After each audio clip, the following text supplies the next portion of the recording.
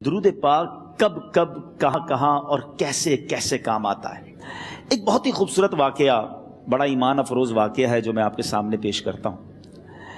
ایک دوست نے اپنے ایک دوسرے دوست کو قرض دیا، اور جب اس نے قرض دیا تو وہ قرض ایک بڑی اماؤنٹ تھی، 3000 دینار۔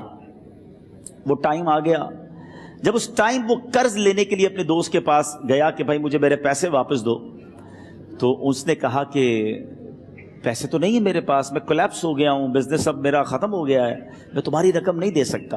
اس نے ایک اور ٹائم دے دیا اسے کہ ٹھیک ہے اب اتنے وقت دنوں کے بعد میں دے دوں گا۔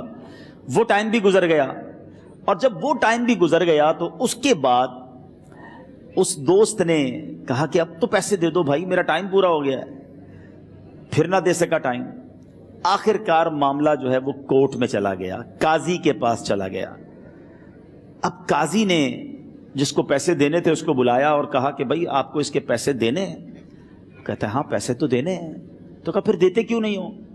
کہا پیسے ہیں ہی نہیں، کاروبار ہی ختم ہو گیا ہے، قرضہ تو لیا تھا، اب میرے پاس بچا ہی کچھ نہیں ہے۔ تو کہا اچھا اب یہ بتاؤ کہ کب دو گے، کیسے دو گے؟ اس نے کہا بس میرے پاس پیسے ہی نہیں ہیں۔ تو کہا اب تمہارے پاس 30 دن کا ٹائم ہے، 30 ڈیز میں یا تو اس کے پیسے لوٹا دو یا 30 دن کے بعد تمہیں قید کر دیا جائے گا۔ یہ شخص اب گھر آیا، پیسے تو تھے نہیں، مگر شاید علماء نے لکھا کتابوں میں، یہ واقعہ کئی بڑی بڑی کتابوں میں لکھا اور درود پاک کے فضائل کی بڑی بڑی کتابوں میں لکھا، اور اس شخص نے سوچا کہ اس نے ایک حدیث پاک پڑھی ہوئی تھی کہ جس میں یہ نبی پاک علیہ الصلوۃ والسلام نے فرمایا ہے، جس کا مضمون ہے کہ جو شخص پریشان ہو، مصیبت زدہ ہو، اسے چاہیے کہ مجھ پر کثرت سے درود پاک پڑھے، کیونکہ درود پڑھنا مصیبتوں اور پریشانیوں کو لے جاتا ہے۔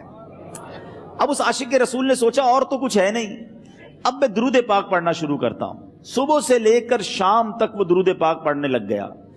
27 دن گزر گئے، only 3 days left، 3 دن باقی تھے قاضی کے پاس جانے میں۔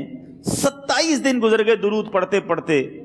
جب 28ویں رات آئی تو آنکھیں تو بند ہوئیں، مگر خواب میں اسے ایک آواز آئی، گھبراؤ نہیں، تمہارا قرضہ ادا کر دیا جائے گا، تمہارا مسئلہ سالو ہو جائے گا۔ صبح اٹھتا ہے، درود پاک پڑھ رہا ہے، مگر کہتا ہے یہ آواز سے تو مسئلہ حل نہیں ہوگا، پیغام کیا ہے اسے سمجھ نہ آیا۔ 28واں دن گزر گیا، 29ویں رات آ گئی، مگر اب آنکھیں بند ہوئیں اور قسمت جاگ اٹھی۔ نبی پاک صاحب لولاک صلی اللہ تعالی علیہ وسلم خواب میں تشریف لائے، اور پیارے آقا صلی اللہ تعالی علیہ وسلم نے فرمایا گھبراؤ نہیں، علی بن عیسیٰ وزیر کے پاس جاؤ، وہ تمہارا قرضہ ادا کر دے گا۔ اب یہ عاشق رسول صبح اٹھا تو ویری فریش، حشاش بشاش کہ اب تو کام ہو گیا، نبی پاک نے خواب میں آ کر بشارت دی ہے۔ مگر پھر ذہن میں سوال آیا کہ علی بن عیسیٰ کے پاس جاؤں گا تو ثبوت کیا ہے، پروف کیا ہوگا؟ میں جا کر اس کو کہوں گا کہ میرا قرضہ دے دو تو ایسے تو قرضہ نہیں دے دینا، اور میں نے اس کو کہا کہ مجھے نبی پاک نے خواب میں کہا ہے، اور اس نے اگر مجھ سے کوئی نشانی مانگی تو میں نشانی کیا دوں گا؟ آخری دن تھا، 29واں دن تھا، وہ بھی درود پڑھتے پڑھتے گزر گیا۔ 30th نائٹ آ گئی، صبح وہ دن ہے جب عدالت میں جانا ہے۔ اب اس رات پھر نبی پاک علیہ الصلوۃ والسلام خواب میں تشریف لائے، اور آقا علیہ الصلوۃ والسلام نے فرمایا کہ علی بن عیسیٰ وزیر کے پاس جاؤ، وہ تمہارا قرض ادا کر دے گا۔ کہ حضور چلا تو جاؤں گا، لیکن اگر وزیر نے مجھ سے کوئی نشانی طلب کی تو میں کیا جواب دوں گا؟ پیارے آقا علیہ الصلوۃ والسلام نے کمال کا ارشاد فرمایا کہ علی بن عیسیٰ سے کہنا کہ تم روزانہ فجر کی نماز کے بعد 5000 بار درود پاک پڑھتے ہو، یہ راز فقط تم جانتے ہو اور تمہارا رب جانتا ہے۔ اب یہ جب صبح اٹھا تو ایک نشانی بھی مل چکی تھی۔ عدالت میں جانے سے پہلے وزیر کے دربار میں پہنچ گیا، اسے یہ ڈر تھا کہ آج پیسے نہ لوٹائے تو سزا ہو سکتی ہے۔ جب وزیر کے دربار میں پہنچا تو وزیر اپنے مشیروں کے ساتھ بیٹھا تھا۔ کہا مجھے آپ سے بات کرنی ہے۔ کہا بتاؤ کیا بات کرنی ہے؟ کہا میں ایک پیغام لایا ہوں آپ کے لیے۔ اچھا کس کا پیغام لائے ہو؟ کہا میں نبی پاک جناب محمد مصطفیٰ صلی اللہ تعالی علیہ وسلم کا پیغام لایا ہوں۔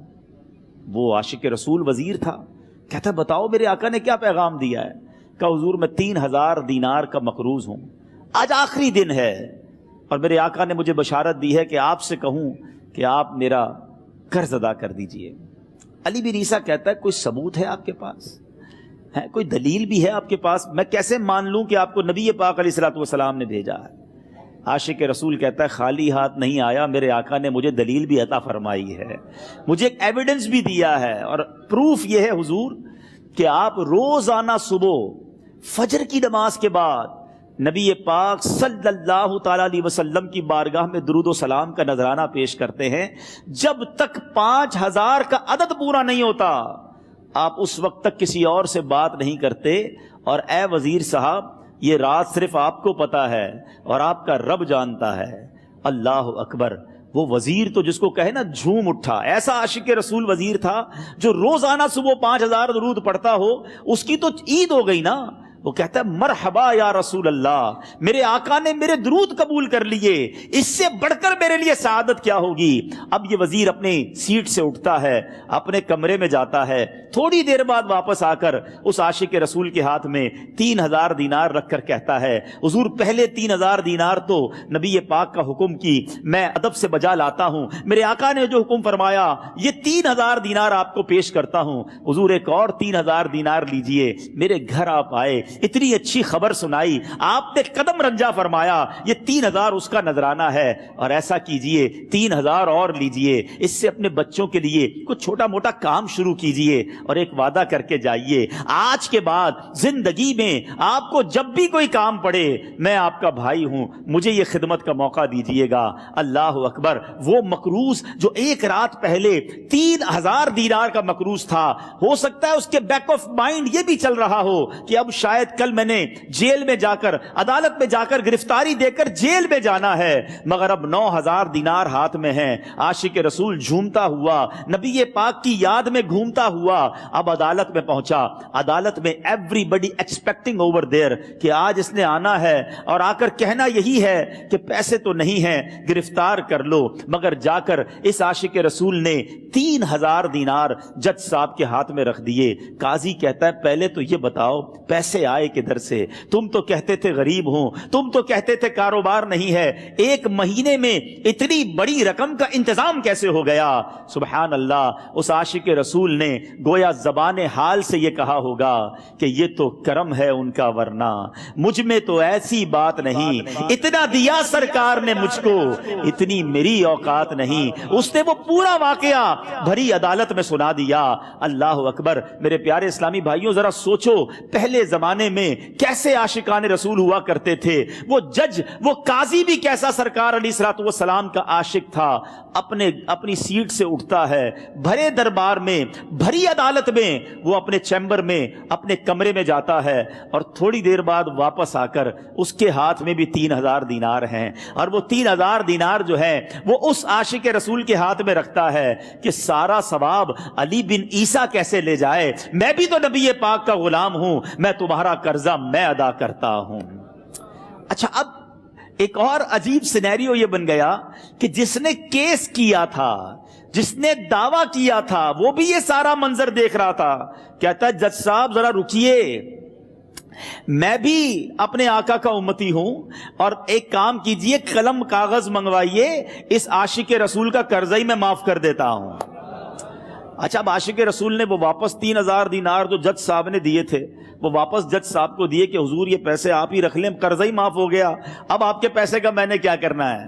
جج صاحب کہتے ہیں جو پیسے نبی پاک کے نام پر نکالے ہیں اب مجھے واپس نہیں چاہیے، یہ بھی تم اپنے ساتھ لے جاؤ۔ اللہ اکبر! میرے میٹھے اسلامی بھائیوں، وہ عاشق رسول ایک رات پہلے 3000 دینار کا مقروض ہے، اب 12000 دینار لے کر گھر کو واپس جا رہا ہے۔ اس ایک واقعے کے اندر جو ہم سب کے لیے درس ہے، جو ہم سب کے لیے پیغام ہے، شاعر لکھتے ہیں نا، دکھوں نے تم کو جو گھیرا ہو تو درود پڑھو، دکھوں نے تم کو جو گھیرا ہو تو درود پڑھو، جو حاضری کی تمنا ہو تو درود پڑھو۔ آج ہم بہت ساری پرابلمز میں ہوتے ہیں، یہاں بھی ہو سکتا ہے میرا کوئی بھائی بیمار بیٹھا ہو، کوئی قرضے میں ڈوب گیا ہو، کسی کا کوئی بزنس پرابلم چل رہا ہو، کوئی فیملی ایشو میں ڈسٹرب ہو، آپ کسی بھی پرابلم میں ہیں، خدا کی قسم درود پاک ایسا وظیفہ ہے. لوگ بہت سارے وظائف پوچھتے رہتے ہیں, بہت سارے جناب وظائف کے بارے میں معلومات کرتے رہتے ہیں. سچی بات یہ ہے ہر درد کی دوا ہے صلی علی محمد. ہر درد کی دوا ہے صلی علی محمد. تعویذ ہر بلا ہے صلی علی محمد. تو خدا را اپنی زندگی میں درود پاک کو شامل کر لیجئے, اور آپ بلیو کریں جب آپ نے کثرت سے درود پاک پڑھنے شروع کر دیے, آپ اپنی آنکھوں سے دیکھیں گے آپ کے پرابلم دور ہو رہے ہیں, آپ کی صحت اچھی ہو رہی ہے, آپ کے قرضے اترنے شروع ہو گئے ہیں, روزگار میں آپ کے برکت ہونا شروع ہو جائے گی, آپ کے چہرے پہ نور آنا شروع ہو جائے گا, آپ کی زبان میں اثر آنا شروع ہو جائے گا. صلو علی الحبیب صلی اللہ تعالی علی محمد. مجھے اپنی اور ساری دنیا کے لوگوں کی اصلاح کی کوشش کرنی ہے انشاءاللہ.